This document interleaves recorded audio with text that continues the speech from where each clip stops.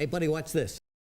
Yeah, folks, turns out OTK Demon Hunter is not a lot of fun to play against, and I think Demon Hunter might be a problem. You look at deck win rates right now in Ashes of Outland, it's all Demon Hunter. You look at big streamers talking about Demon Hunter, it's not super positive.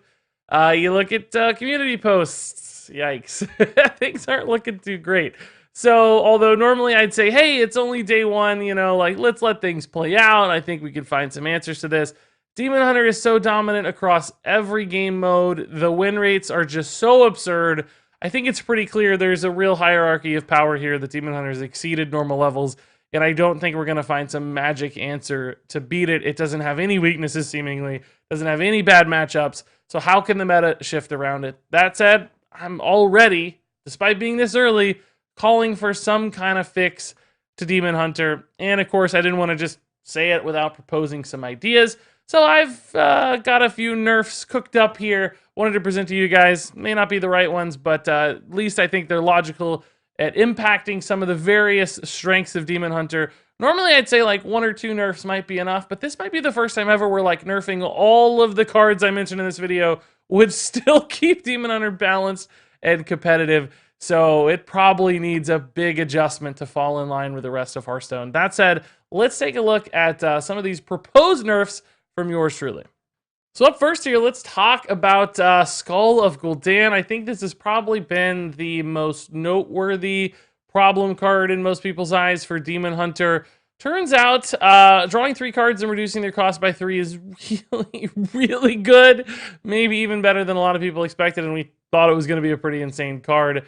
So this nerf that I've proposed here absolutely murders Skull of Guldan, pushing it to 7 mana instead of 5. I think that's the only reasonable way to make a card like this fit. It's still a net discount of 9 mana, right? And it only costs you 7.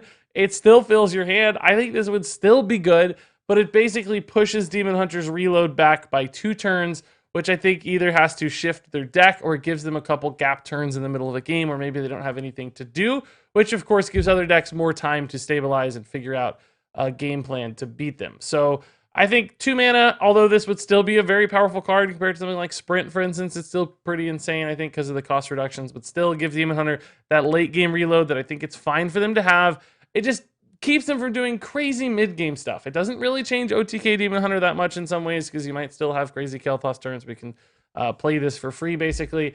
But it does limit them in that mid-game flexibility, the mid-game reload, and that's where Demon Hunter really shines right now, I think, across multiple archetypes. Sometimes the Kel'Thas decks need it to find Kel'Thas. Sometimes the mid-range / aggro decks just need this to keep pressure going, and they can play 3 things immediately after playing this. It's not even like there's a tempo sacrifice. But let's slow that down. Let's make this really hard to flex into a turn and push it towards the late game. That's what Demon Hunter needs. It's fine for them to have card draw. I think that's reasonable, but make it much slower and lower tempo than Skull of Guldan currently provides. That would really help solve this problem.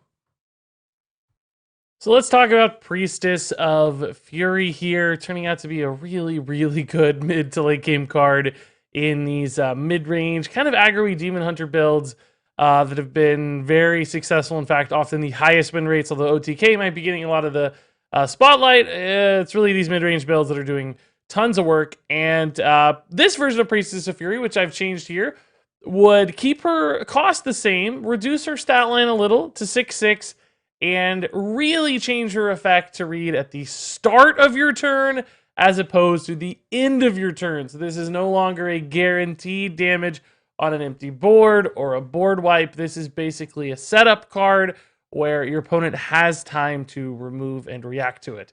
Now, I think this might kill the card, frankly. This is making it much, much weaker because it doesn't have that immediate interactivity that the current version of Priestess of Fury does, but maybe that's the goal. I think we might just need to really hurt some of these cards to bring Demon Hunter in line. So losing a powerful card like this one, although, you know, I hate to see cards die, it's exactly what this kind of thing needs. Maybe you can move this to 6 mana too, but I wanted to be sure we actually address the problem with Priestess of Fury. It still feels flavorful, maybe even more flavorful as a 6 mana, or excuse me, a 6/6 that deals 6 damage.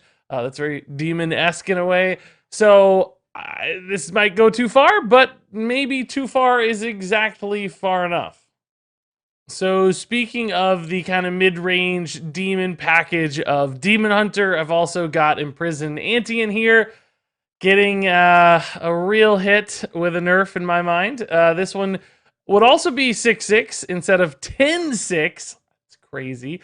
Bump it up to 6 mana instead of 5, and again, thematically, making it deal 6 damage instead of 10. So a couple things happen here. Really slows down when you can play this. Its impact when it awakens is lowered both from its effect and from its stat line. And yeah, this makes the card a lot weaker. Once again, I see that. I recognize that. But Demon Hunter's insane right now. We've got to make cards substantially weaker. Maybe even limit their play entirely. I think this one would still be potentially played, especially in anything with like Raging Fellscreamer that could help cheat this out. I think it still makes a big impact on the board when it awakens. So believe it or not, despite changing the numbers here enormously, really nerfing this card, it still looks rather competitive, especially when you've got the rest of the Demon Hunter package to prop it up. It just really reduces the strength of the deck and the class in the mid game, where it's like, okay, they got off to a great start, but now maybe they don't have this insane finish as well, where they just overwhelm me with stuff turn 5, turn 6, turn 7. Instead, like, they kind of just barely get there, limp in on turn 6, turn 7, give other decks chances to make a comeback, essentially stabilize, where Imprisoned Ante right now just shuts people down, where it's like, God, I can't even play anything into this stupid guy. With this version, you could play a handful of minions, expect them to survive, more easily deal, or even just leave this up on board when it awakens. So essentially just really limiting that mid-game prowess of Demon Hunter with yet another nerf to a big mid-game demon. Another path we could take here is to limit some of the early game dominance of Demon Hunter by taking a look at Battle Fiend. I mean, we all knew this was going to be a ridiculous one-drop. It had a great base stat line, a fantastic scalable effect. This creates a lot of chip damage and pressure in these faster Demon Hunter builds.